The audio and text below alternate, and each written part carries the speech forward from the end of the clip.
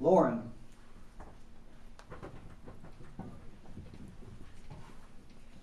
My question is for both of you gentlemen. I'm only 18 years old, and I'm sure I'm not as wise as any of these people around me, but I love politics and I love this country, and as both of you have stated, you know, our country is really in bad shape right now. And I believe that we need real change for our country, and I believe that it starts at the local and state level. So my question for you is, why should I vote for you? What change could you bring to the state level that could impact the federal level and just help make the country better?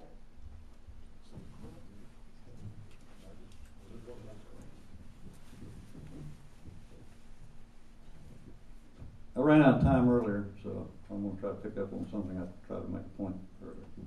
I think there needs to be a new precedence for the way our government runs at the very basic level.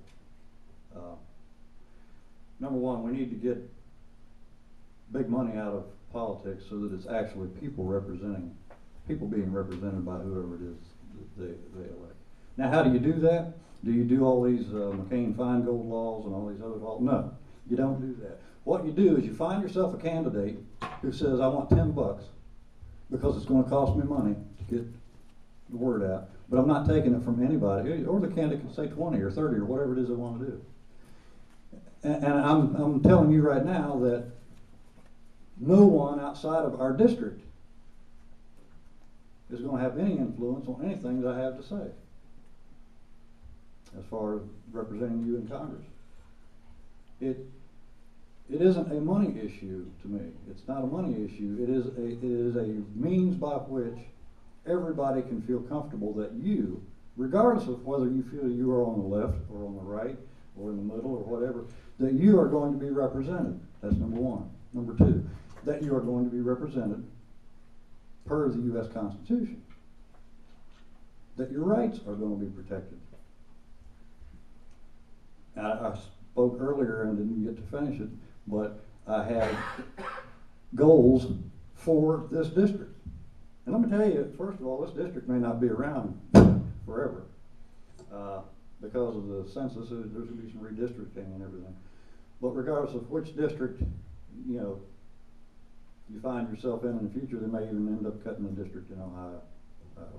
That remains to be seen. But regardless of what district you are from, and right now we're from the 18th district, it's sprawled out all the way from St. Clairsville clear down to Benton County, all the way out here to Chillicothe, all the way up where I live.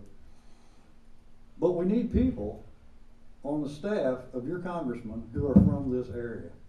We don't need to go to Washington D.C. and then, oh, here's Mr. So-and-so, he's been working here in Congress as a congressional aide for so-and-so before and all that. I'd rather have somebody from this district. I'd rather have my chief of staff, where I'd be the congressman, to be somebody who is in this district, who will help me not only perform the administrative requirements that the office calls for, but to help back here with the offices in this district to get the word back out to the folks here. Somebody that knows the folks here, somebody that knows this area. Regardless of what district you find yourself in, there's one thing that is above all else. You are an American. You are an American citizen, and you have a federal government that can protect your rights if they follow the U.S. Constitution.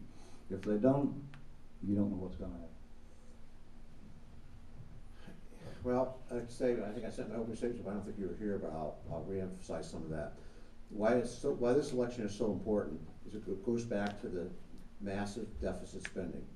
You can't spend and borrow this money and think things are going to get better. And for somebody that's 18 years old, I have 3 children that are a little bit older than you, we're mortgaging your future. And we're risking right now to pass on to your generation a lower standard of living and quality of life. It would be the first time in American history. And it's just unexcusable. So, we've got to get this economy going again, get people back to work, because when people are financially secure, then that's less government. When you have people that are out there that are dependent on governments, the safety net programs and all that, and bigger government, that's an erosion of our freedoms. And so you talked, your question, you talked about local and state, what can do for that. Well, what's happening at the national level is so important. If we don't fix that, their state and local governments are in big trouble, because you can't, they don't have the revenues. You know, in Ohio, and this is most states, we have to have, it's in that state constitution, which is a good thing, we have to have a balanced budget every June 30th.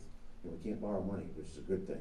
We either cut spending, raise taxes, or a combination. I'm not for the raising the tax part. So, you know, so they're gonna cut services, and you've seen, there was a question earlier about some of the services for police and fire that have been cut. And that's because their revenues are down, they don't have a choice. But the problem is, it's a macro problem because of what's going on at the federal level. And you know, I voted against the state budget this time because it had so many bailout dollars from Washington, and everybody thought, oh, we gotta have those stimulus dollars and bail out the states. Well, a couple things happen when you do that. You bail out states that have done a deplorable job in their budget compared to maybe a state that's done a good job. So we're subsidizing poor performance. And then we prolong the fact now the state of Ohio has an $8 billion plus problem, where 2 years ago it wasn't that big. And so all they did was prolong the problem.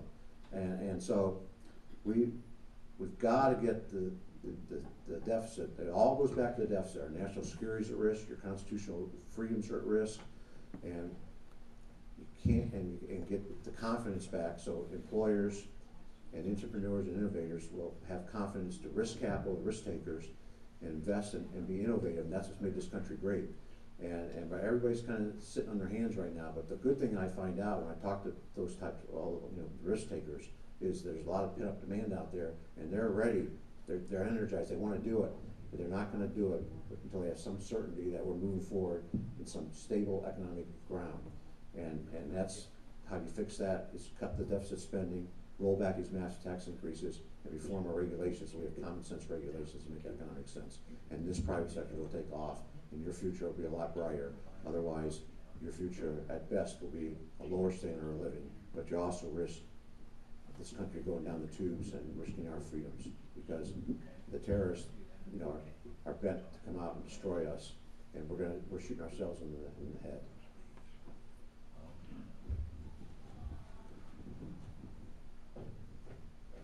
Okay, we got two more questions. Mike.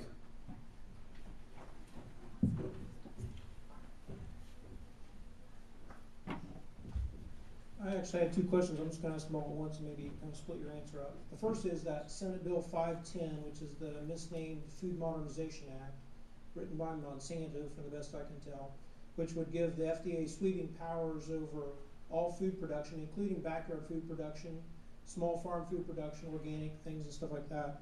I'd like to know what you're going to do to keep the FDA out of our business. And the second one is, we went to Washington, D.C. last year to the Second Amendment March. I'm a big believer in the Second Amendment. When we went to Washington, D.C., ironically, I couldn't carry my gun in Washington, D.C., the murder capital of the United States. If the Second Amendment protects your right to keep and bear arms, what are you going to do to protect that and to straighten that out?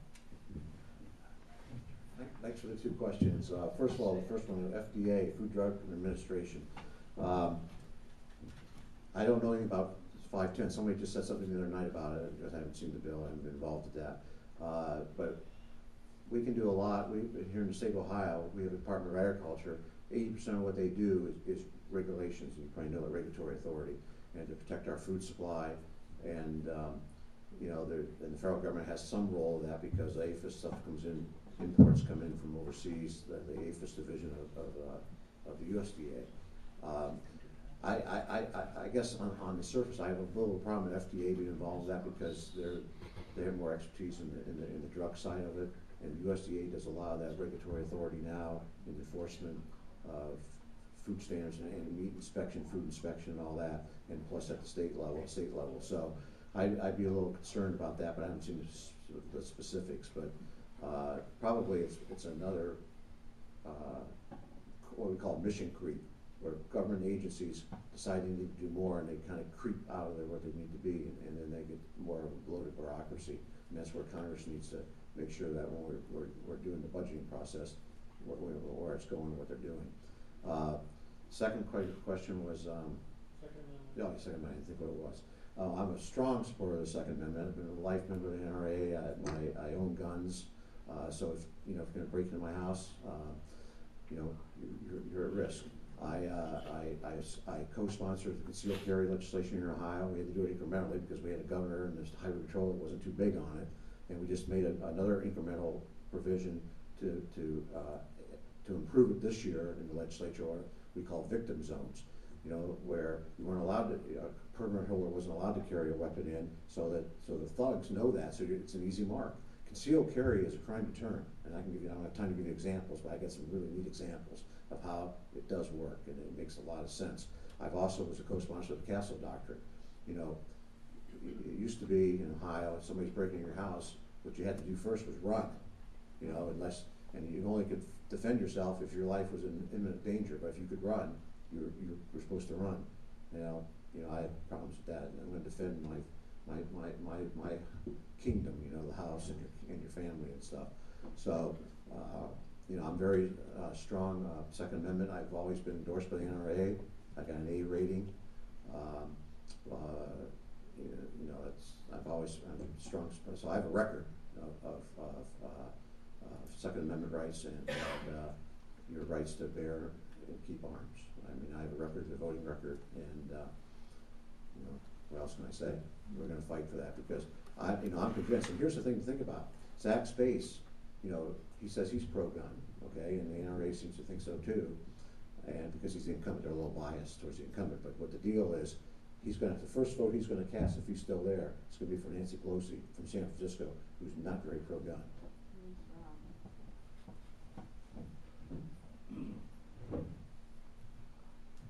So how's that FDA and USDA working out for us? Anybody eat any eggs that got sick on here lately? Or peanut butter, or spinach, or broccoli, or we need to get rid of them. We need to get rid of them. USDA, there's some things that USDA could probably do well. We could probably, you know, they got 141, I think, $1 billion budget, 2010 budget, and went through a whole list of things that I find unconstitutional. It came out that we could eliminate $131 billion of that. That's by my own estimation. I'm not a financial genius or mathematical genius. I just went through there and said, oh, we don't need that, don't need that. But you got those overlapping things there with the USDA and the FDA and the state. I mean, you know, the state's got their own thing. I'd personally rather rely on the state to make those determinations. Now,